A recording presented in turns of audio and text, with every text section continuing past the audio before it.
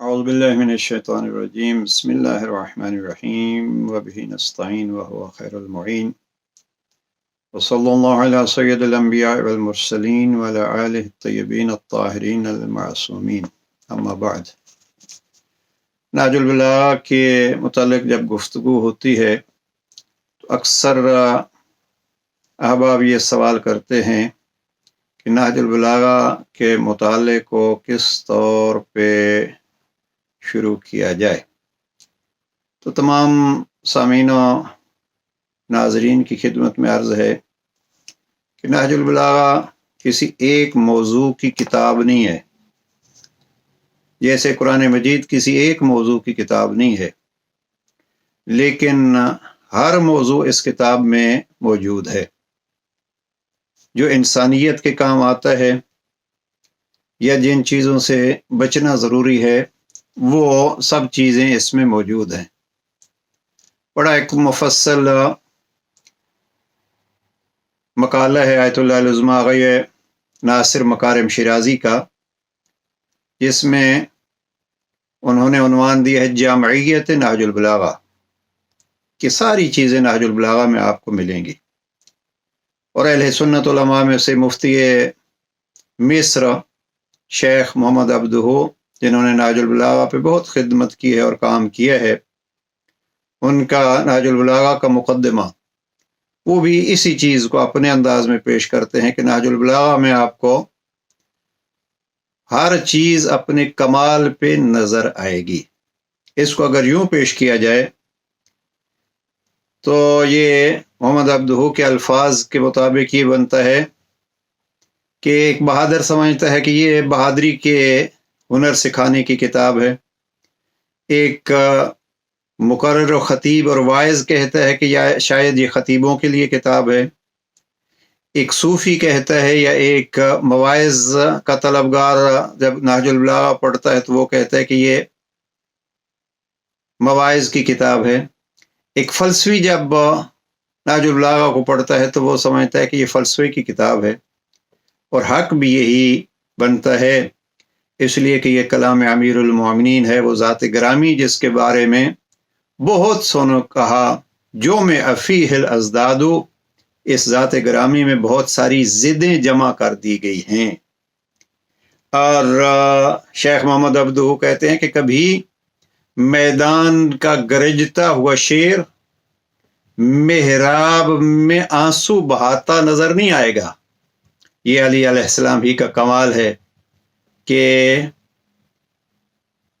زرار کے بقول جب شب تاریک ہو جاتی ہے تو یوں علی رب کے دربار میں روتے ہیں جیسے سانپ کا ڈسا ہوا نظر آتا ہے، اور جب میدان جنگ میں کھڑے ہوتے ہیں تو ایک شخص اپنی بہادری کے ثبوت کے لیے کہتا ہے، اور تاریخ میں یہ الفاظ ثبت ہیں، وہ کہتا ہے کہ میں اتنا بہادر تھا کہ میں وہاں کھڑا تھا جہاں علی کے تکبیر کی آواز سنائی دے رہی تھی۔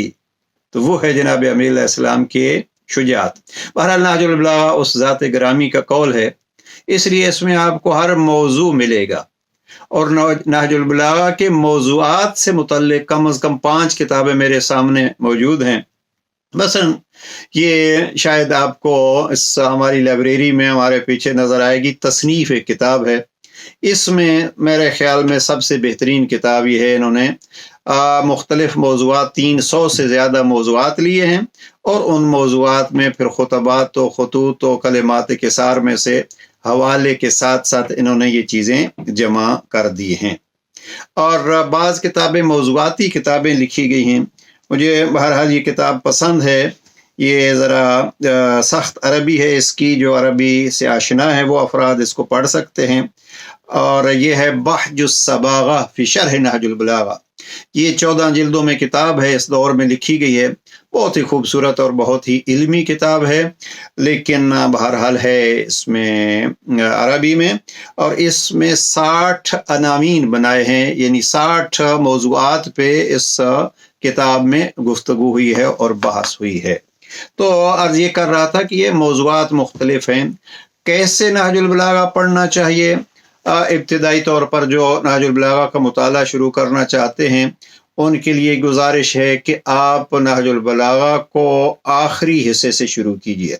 नहजुल बलागा के 3 हिस्से हैं, खतूत का हिस्सा है और मुखतबात का हिस्सा है और कलिमात का किसार का हिस्सा है।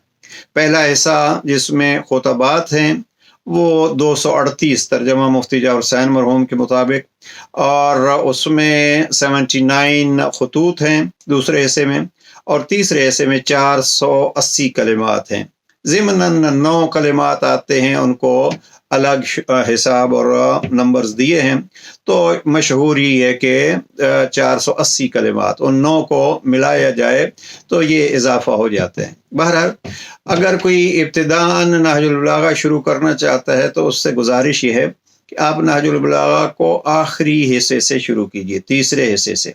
और जैसे कुरान मजीद के भी यही है कि छोटे छोटे सूरा हैं, अक्सर यही कहा जाता है कि आप आखिर से अगर शुरू करेंगे तो आसानी से, मसलन हिफ्स वाले बिलखुसूस भी हम आखिरी हिस्से से शुरू करते हैं।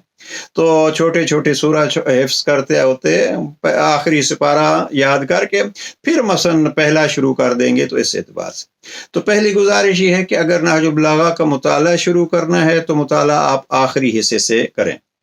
और ये फिर कलाम अमीरुल मोमिनीन है।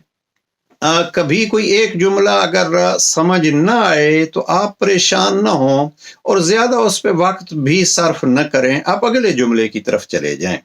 मसलन 480 कलिमात में मैं ये अर्ज़ करता हूँ कि अगर आपने 80 कलिमात भी समझ लिए और बाकी आपको समझ नहीं आए पहली दफ़ा, तो ये खुद कलाम अइम्मा मासूमीन अलैहिस्सलाम कुरान मजीद की तरह ये कलाम नूरानी है। जब इंसान इसके साथ उठता बैठता है तो ये खुद ज़हनों को मुनव्वर करता जाता है।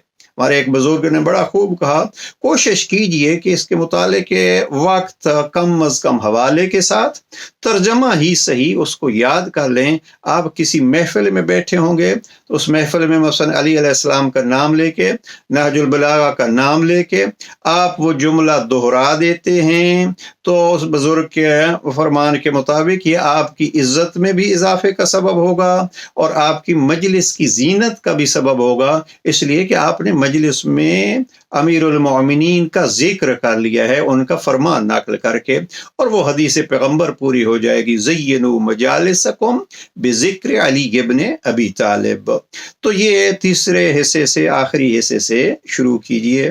और क्या ही खूब हो कि अगर नहजुल बलागा का मुताला करते वक्त एक डायरी आपके पास हो जो आपकी तबीयतों से हम आहंग कलिमात हों, उनको अगर पूरा लिख नहीं सकते तो ऊपर उसका उन्वान लिख के नीचे जो है वो उसका नंबर लिख लीजिए 480 में से, कि फिर आपको कभी भी उस मौजू पे कुछ देखना हो तो आपकी डायरी आपके लिए मददगार बने। तो ये है कि पहले आप कलिमात किसार से शुरू कीजिए, फिर उससे पलट के आइए। अगर आप खतूत में ये किस मेयार का आपके अपने तालीम है, आप की सोच क्या है, आपकी दिलचस्पियां क्या है। मसलन अगर एक स्कूल टीचर है वो नहजुल बलागा शुरू करना चाहता है तो मैं ये कहूँगा कि आप जनाब ख़त नंबर 31 शुरू करें। या एक बाप है जो बच्चे की तरबियत करना चाहता है, एक माँ है बच्चे की तरबियत करना चाहती है, तो इस तरबियती उमूर के लिए, अखलाकियात के लिए ये बेहतरीन किताब है। वैसे तो कुल इस पे किताबें लिखी गई हैं रविश ज़िंदगी के हवाले से और इस एक वसीयत पे, और ये अमीरुल मोमिनीन की वसीयत है जनाब इमाम हसन मुज्तबा को, और ये है नंबर 31 दूसरे हिस्से में। यानी आखिरी हिस्से के बाद अगर आप पलट के आए तो यहाँ इस वसीयत 31 को पढ़िए। और जो मवाइज़ हासिल करना चाहते हैं, खालिस मौइज़ा पढ़ना चाहते हैं, वो ख़त नंबर 69 पढ़ लीजिए जो जनाब अमीर इस्लाम ने हारिस हमदानी को इरशाद फरमाया है। और बिलखुसूस जो सियासत में अफराद हैं, किसी पोस्ट पे हैं, उनके नीचे अफराद काम करते हैं तंजीम साजी के लिए, तो उनके लिए ख़त नंबर 53 जो जनाब अमीर इस्लाम ने मालिक अश्तर को गवर्नर के तौर पर लिखा। اور اس خط کو بہت پسندیدگی سے انگریزی میں ترجمہ کرایا تھا قائد اعظم محمد علی جناح نے، اور ترجمہ کیا تھا علامہ رشید ترابی نے، اور وہ نسخہ ہمارے پاس یہاں موجود ہے۔ تو یہ دوسرے حصے کو آپ یہاں سے شروع کیجئے، وصیت 31 سے، اور خط 53 سے، اور خط 69 سے۔ اور پہلے حصے میں آئیں تو پہلے حصے میں آپ اگر ابتدا کریں خطبہ نمبر 191، تو جناب امیر علیہ السلام نے جناب حمام کو مخاطب ہو کے متقیوں کے صفات بتلائے ہیں۔ تو یہ ہے نہج البلاغہ کے ایک مختصر اس سوال کا جواب کہ ہم کیسے پڑھیں۔ جو وسیع اور وسعت سے پڑھنا چاہتے ہیں اردو زبان والے، ان کے لیے میں گزارش کروں گا کہ ایک بہت ہی اس آخری دور میں آیت اللہ العظمیٰ غیر ناصر مکارم شیرازی سے یہ ایک شرح لکھی گئی ہے، پیام امام۔ یہ 15 جلدوں میں ہے، اور یہ کتاب ایسی ہے کہ جس کو کم از کم 8 علماء نے 20 سال لگا کے، اور نام بھی ان علماء کے موجود ہیں، اور کب شروع ہوئی اور کب ختم ہوئی، تو 20 سال میں یہ کتاب لکھی گئی ہے۔ اس کتاب کو آپ پڑھیے، اور الحمدللہ یہ اس کتاب کا یعنی پیام امام کا اردو ترجمہ جو ہے وہ بھی آ چکا ہے۔ یہ لاہور سے شائع ہوا ہے، اور مولانا شہنشاہ نقوی صاحب نے اور ان کے گروپ نے اس کا ترجمہ کرایا ہے۔ یہ اس کی پہلی جلد ہے، تو اچھا ترجمہ ہے، اور نہج البلاغہ کو مکمل طور پر سمجھنے کے لیے ایک بہترین چیز ہے۔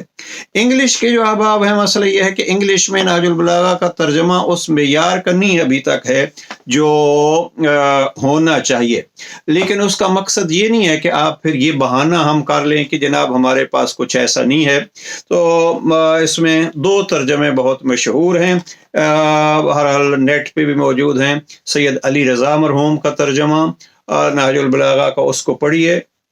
اور یہاں یو کے میں یا ویسٹ میں جو افراد ہیں انگلش زبان، ان سے یہ ریکویسٹ کروں گا کہ آپ if you can buy this book, this is on Amazon, and you can see this is the title of that book. He translate about 400 sayings of Imam Ali alayhi salam from last part of Nahj al-Balagha. So you can read, and this is a good translation. Title of this book is Living and Dying with Grace, Counsels of Hazrat Ali, translated by Thomas. تو یہ اس کتاب کو اگر آپ شروع کر دیں آخری حصے سے ہی، اور اگر نہیں تو بہرحال جو باقی حصہ ہے کلمات کسار سے ہٹ کے وہ بھی ترجمہ موجود ہیں۔ سید علی رضا کا نیٹ پہ موجود ہے ترجمہ، آپ نہج البلاغہ انگلش دیکھیے تو اس میں آپ اس سے استفادہ کر سکتے ہیں۔ 1-2 ترجمے جو ہیں وہ ہو رہے ہیں، امید ہے انشاءاللہ جلد وہ ترجمے انگلش کے بھی بہترین ترجمے ہو جائیں گے۔ اور آخری چیز جو عرض کرتے ہیں وہ یہ ہے کہ آپ اپنے چھوٹے چھوٹے گروپ بنائیے، ان گروپوں میں بیٹھیے، اگر ایک چیز ایک بندے کو سمجھ نہیں آتی تو دوسرا وہ سمجھا سکتا ہے، یوں اپنی محفلوں کی بھی زینت ہو جائے گی، اور کلام علی سے ہم اپنی زندگیوں کو سنوارنے کے لیے کچھ نسخے بھی حاصل کر سکیں گے۔ پروردگار توفیق دے اور ہمیں نہج البلاغہ کلام علی سے استفادے کی سعادت نصیب فرمائے۔ والسلام علیکم ورحمۃ اللہ وبرکاتہ۔